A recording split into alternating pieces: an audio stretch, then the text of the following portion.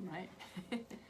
Hey everybody, welcome again to tonight's Monday Night Mythbusters. I'm Dr. Carolyn George and Leslie Harrington, Hi, guys. Transformational Coach. We're coming to you from the offices of Vita Integrative Medicine. And tonight we have the topic of CBD oil, right? And how it can be good for your body and in particular your brain. So I'll just give a little bit of information here while we wait for some people to join us. Sorry we started a few minutes late tonight, but we were trying to get all set up. I've got some little sample things here that I can show you. We got posters. We got all kinds of stuff here to kind of help. We've got props tonight. I'm going to be giving a little bit more physiology than maybe some people really want to know. But I think that there's just so much to learn about this area, and what we know right now is really just a fraction of what we're going to know in 10 years. Yeah, and I'm excited myself because there's a lot about this subject that I really want to know more about. So right. I'll be picking brain. I'll be asking a lot of questions. We all do, and I know just a small amount, but every day I'm learning more as we do more and more research. I think one of the issues has been that we haven't been allowed to do research because it still is federally against the law. It's just within the law in some states, but still most grants are federal, so we're not going to get any federal funding for grants. So that means that there's not as much research done, and what is done in smaller amounts, smaller numbers of people that are involved. So we can't infer as much from that. So once we kind of get this whole legality piece figured out, then it's going to really be a great boon. We're going to be able to really know a lot more about what's actually going on. So please send in any questions that you've got, any concerns, any experiences. Feel free to jump in and share with us. Okay? Yeah, definitely questions, because I have some. Okay. Right? Yeah. So let me start off with really just the very, very basics. Okay, so I'm going to just start right from square one so everybody is really clear on what we're going to talk about. So there is THC, okay, tetrahydrocannabinol, and then there is CBD, the cannabidiols, okay? These are all like, blah, blah, blah, right? It's kind of spew it out of your mouth. So these all actually come from the same species, okay? There's one plant, but there's different varieties within this plant that then make different amounts of different molecules. So THC is the active ingredient that makes you high from these plants, okay, from the marijuana plant. The CBD does not make you high. It has different effects. And in a marijuana plant, in the leaf, there's three main chemicals. So you've got your THC, you've got your CBD, and then you've got your terpenes. And the THC is generally, in most of these plants, is about the same amount. But the CBD proportion is what changes. And CBD actually is not one molecule. It's a wide variety. It's a family of molecules that all have a similar structure. So these actually number in the hundreds in any given plant. So you've got a lot of different CBDs. What we do when we're using it, when I'm using this medically as an herb, I'm not using a single molecule, but Big Pharma has taken this and they've cloned it, and they have cloned a specific CBD molecule. It's synthetic. It's synthetic, right? Because it's cloned. Yeah, I was going to ask about that because the company I used to work for actually made the Marinol, Okay. and then I was just reading about a different one that's out there. So it was interesting to me because everyone used to always joke about that item, Right, like, like oh, they got the medical marijuana. I know. And, you really didn't understand or think about what that really meant. But in clarity, it sounds like So it's a single molecule, and it does not have the benefits of the whole family of molecules. So just to think about that for a minute, if you take a vitamin C capsule, you are not going to get all the nutrients that you're going to get if you eat a whole orange, okay? So there is some benefit, but it's not going to be the same because the plant is made to work synergistically, all these little molecules together. They're very, very small amounts, but they make a big difference in how that molecule works, so and how that compound works. So we think in general from what we've seen so far that having the herb with the whole variety of all the CBDs is a better product for most things that we want to use it for because of this synergistic effect. Okay. Some scientists will call it a promiscuous molecule or promiscuous product because it's not just going for one receptor, but it goes for a wide variety of different kinds of receptors. So receptors within the cannabinoid system? Nope, not even. All over? All over. So we have cannabidiols, Yes. and there's a CB1 and a CB2 receptor. Okay. CB1 receptors, okay, and everybody put your hand up if I'm not making myself clear, by the way, because I am getting complicated now. So the cannabidiol and the THC they will go to different receptors in different places in the body. And cannabidiol, excuse me, is also CBD. Yeah. Okay. So THC goes primarily to the brain, to the CB1 receptors. They're mostly in the brain. That's why it makes you high. CB2 receptors are throughout the rest of the body. Okay. You have a few in the brain, but it's mostly in your lymphatics, in your immune system, in your prostate, in your ovaries. It's really throughout your body. Okay. That's why CBD, well, one of the reasons why CBD can have such a wide variety of positive effects. Systemic inflammation. Right, all over the place. But to complicate it even more, that CBD can also bind, or there's other actually little molecules in that little, in the plant that comes all together when you take the oil that can bind to other things. And to make it a little bit more confusing, there's also these things called terpenes that is in the oil, in the plant, that's not in the marinol. And the terpenes are actually one of the big things that discriminates between the different species. So if you have a certain kind of pot and you get really high off this one, and this one gives you kind of a more mellow high, and this one gives you a more hyper high, the difference there is not the THC. The difference there is the terpenes that are in it. That are actually binding the THC to the different receptors? They have their own little actions. Oh. And so they can affect how the THC binds to different places. It gets quite complicated. But so the terpenes are the things that we smell. Okay, so the different marijuana species are different kinds of smells. And so there will be some with, for example, limonene, which we also know from lemons. Lemons have a terpene in them. So terpenes aren't specific to marijuana plants or to CBD. Okay. Terpenes are in the plant world throughout and give things a lot of their odor. Okay. So limonene comes from lemons or other kinds of citrus plants. Pine has pionine, alpha pionine. And so different plants will have different smells, but that alpha pionine is also one of the possible terpenes that you can get in CBD. Okay. So they have a whole variety, and those different smells then have different attributes associated with them. Okay. As they bind other things. So this is actually good. The question we had up here, excuse my reach, Samantha. Some people say CBD oil makes them alert, and some say it makes them fatigued or sedated. Is it possible to do both? Is it based on the body chemistry? Yes. Is that the body chemistry, or is that also the amount of terpenes, or both? That could be impacted? that could be the terpenes that they're getting in it. That could be their own body. Okay. And sometimes people, especially if they're not used to, they've never had marijuana in the past, then they might get very fatigued by it, especially initially.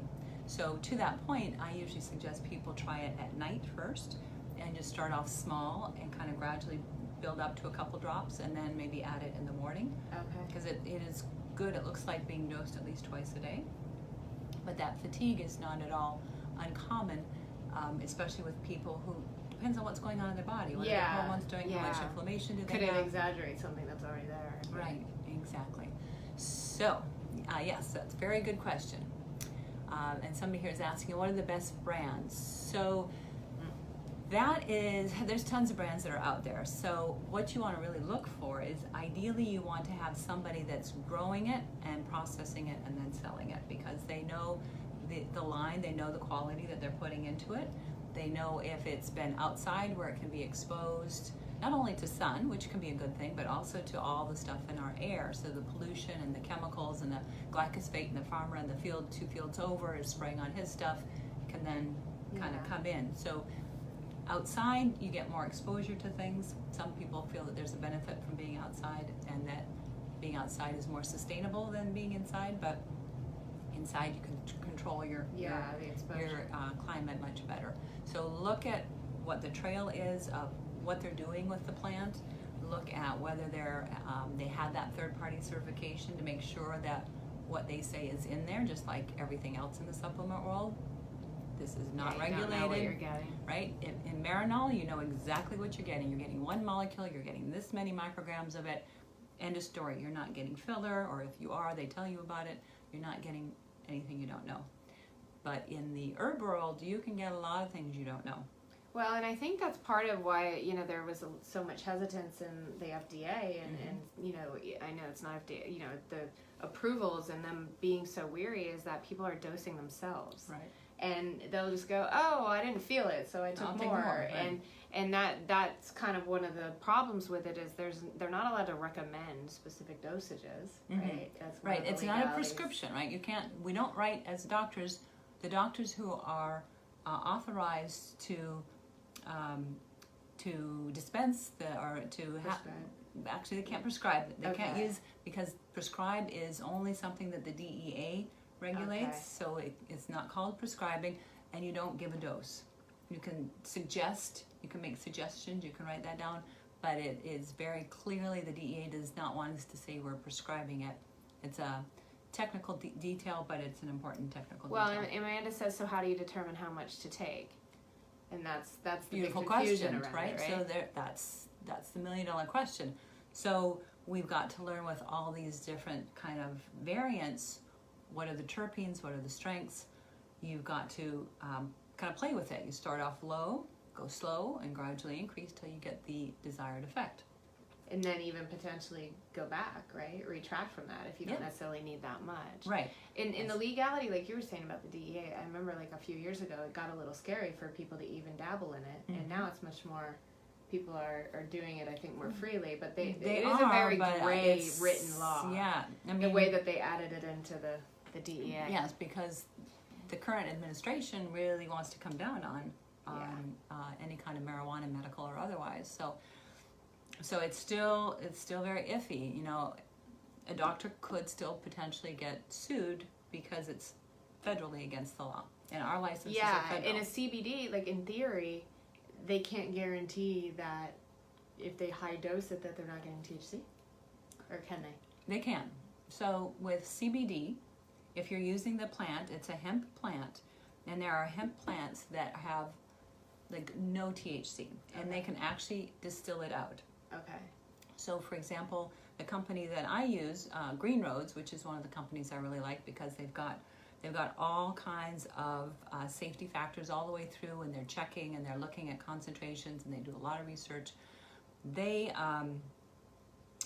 what was it you were saying? Just about whether there could be THC. Yeah, so they can verify. They actually have third parties come in to verify no THC.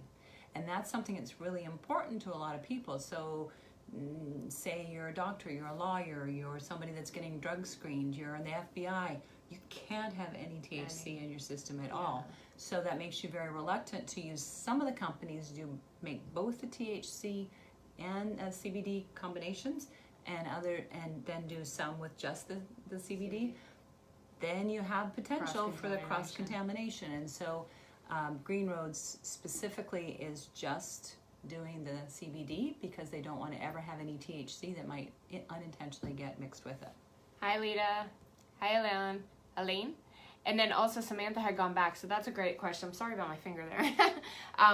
About is the oil better than other products such as gummies? So there's all different delivery techniques, right? You can have soft gels, you can have it like paste, you can have drops. Right.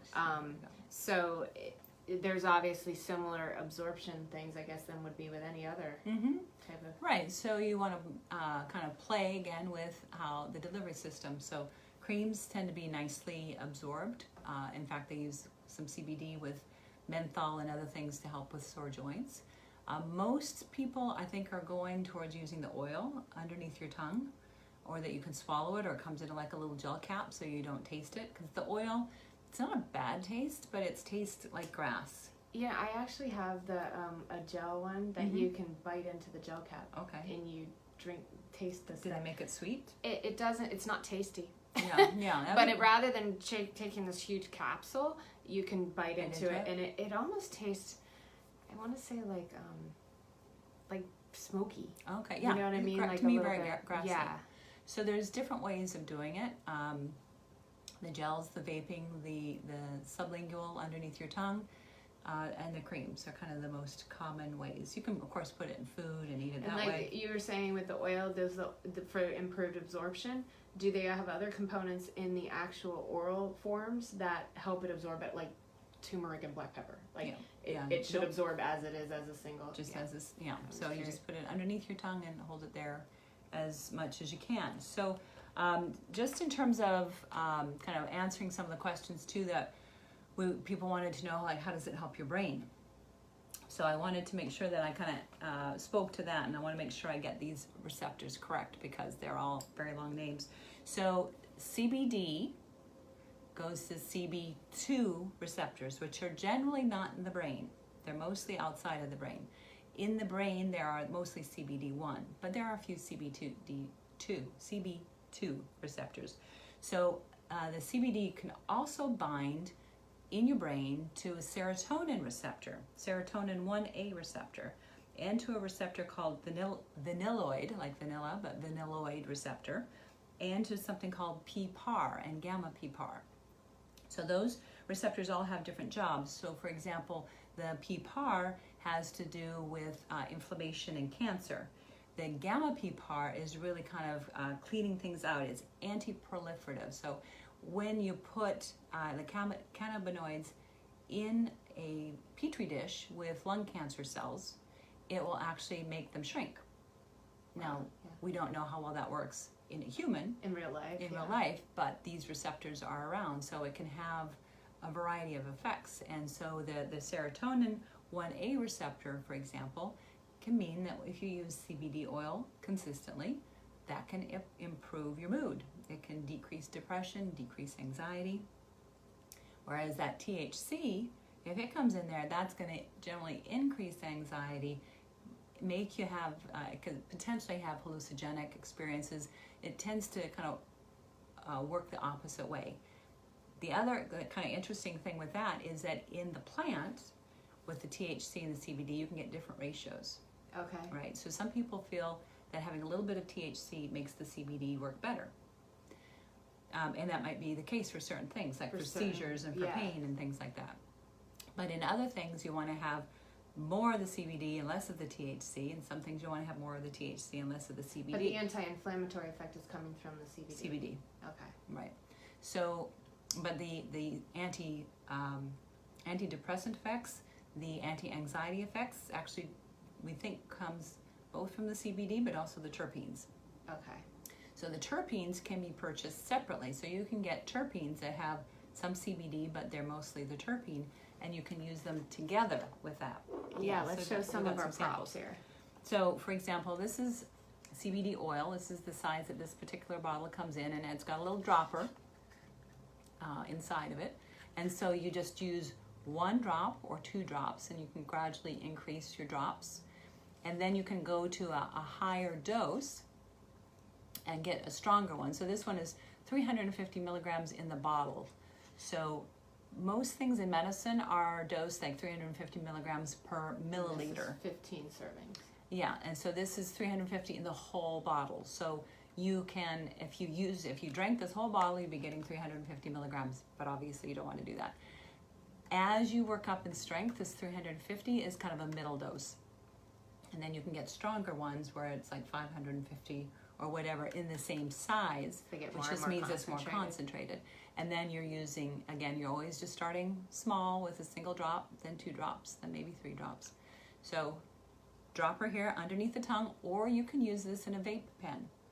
So that the vape pen heats it up and makes it more of a aerosol, and so you breathe it into your lungs. That can give you a faster effect. So vaping is going to work faster than the liquid underneath your tongue. This might take a half an hour to work.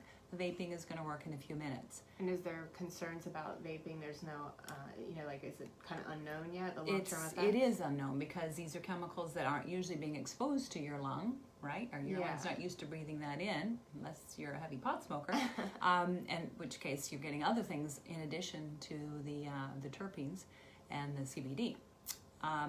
So play with that, but you can use the CBD here as a base, okay? And you use that once or twice a day, and then you can add in different terpenes. So for example, this one's called Citrus or Original, and this little guy is one of their first ones. Writing ever. Thank you.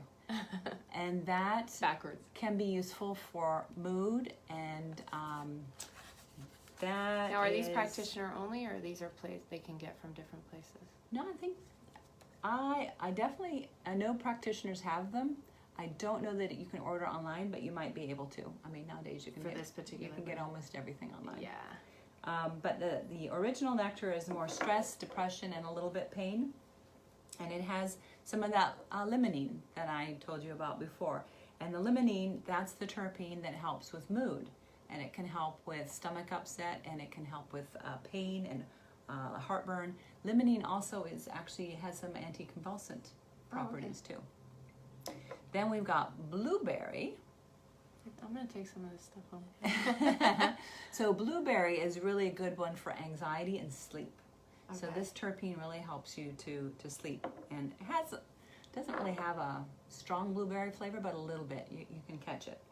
And then we have Pineapple Express, and that sounds like a movie, doesn't it? So this one is also, it's good for focus. So this guy here is more of a focusing kind of one. Also helps with stress, but can tend to make your mood up, like make you more happy. Okay. So different terpenes, and there's other terpenes. Those are just a sample of some of them. Very interesting. Okay, so Samantha asks, is the oil better than other products such as gummies? So actually it's right in here. Oh gosh, get my finger out of there. Yeah, so I just moved it to so we should be able to see them here. So the gummies have a lot of sugar with them, and if that's the best way for you to take it, like if you really hate the oil, then use the gummies. But I think that there's just a lot, actually I'm going to refresh here. I think that there's a lot that I don't think you're going to get as much of the CBD in the gummy because there's other stuff. Because there's all the other stuff, and including a lot of sugar.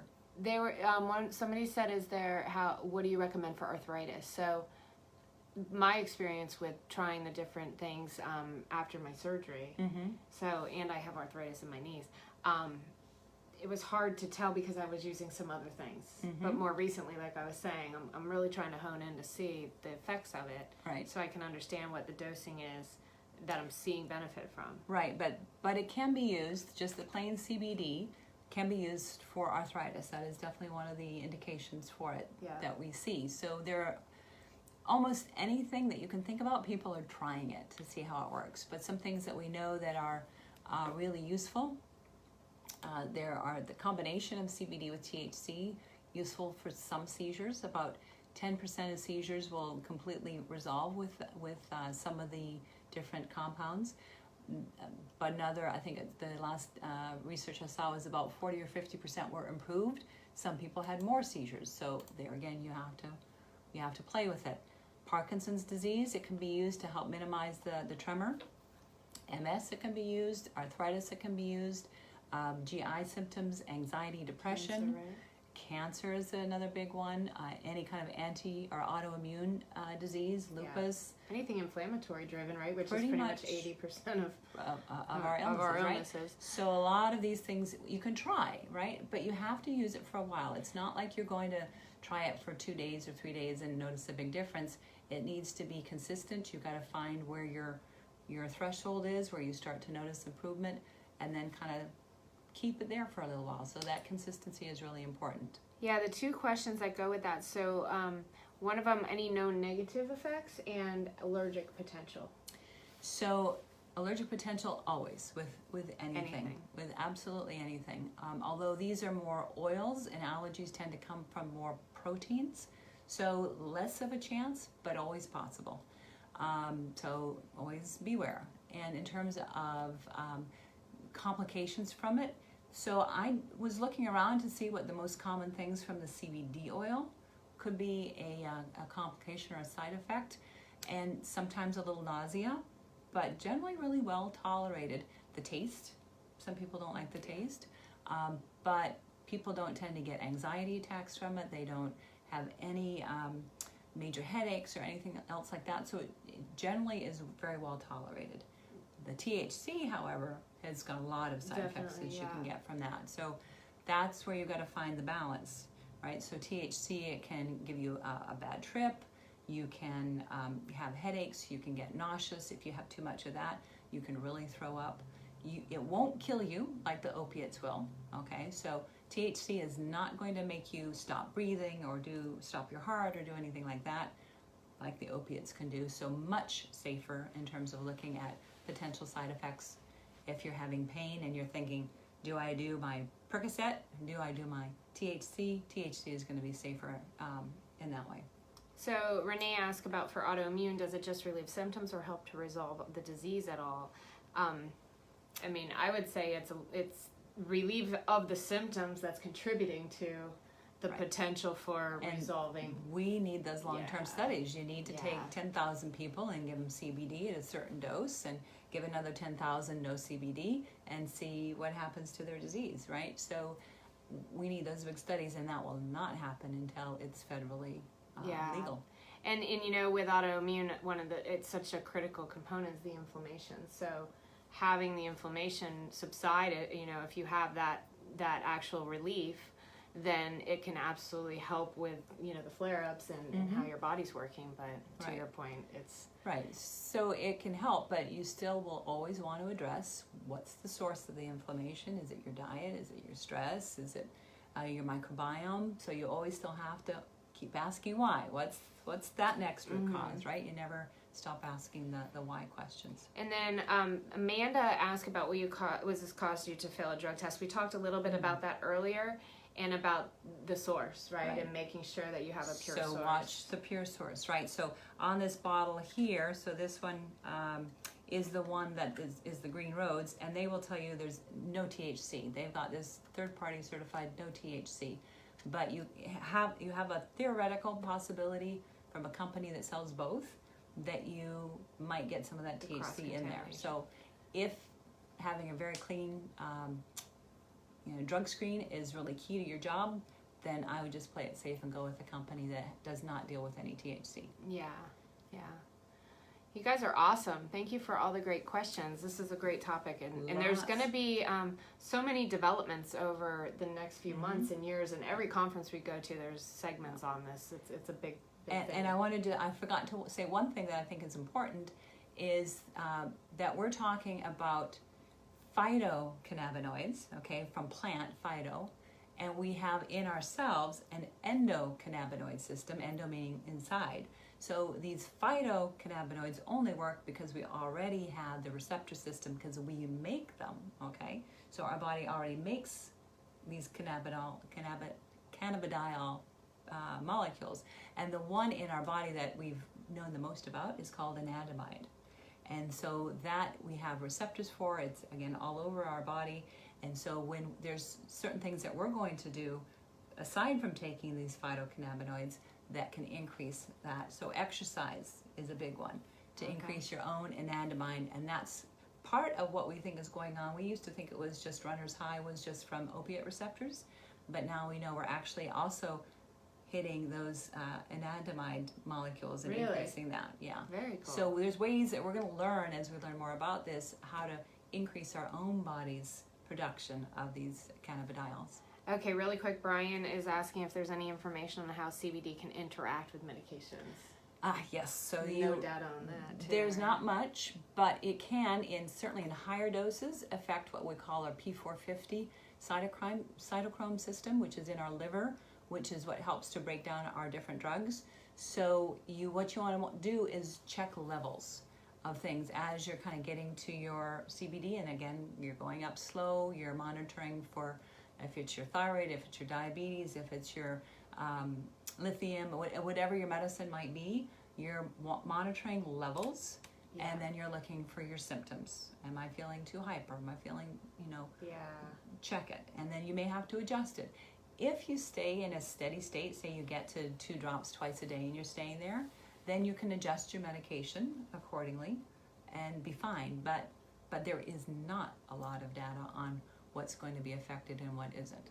So, and it's like if you have diabetes and you are on insulin and you suddenly start eating super clean and your insulin is too powerful now because your blood sugar's naturally dropped, you have to make that adjustment. So I guess it would be and the adjustment there is not to go back and eat the crappy food. The adjustment is to decrease take the your insulin down. Right?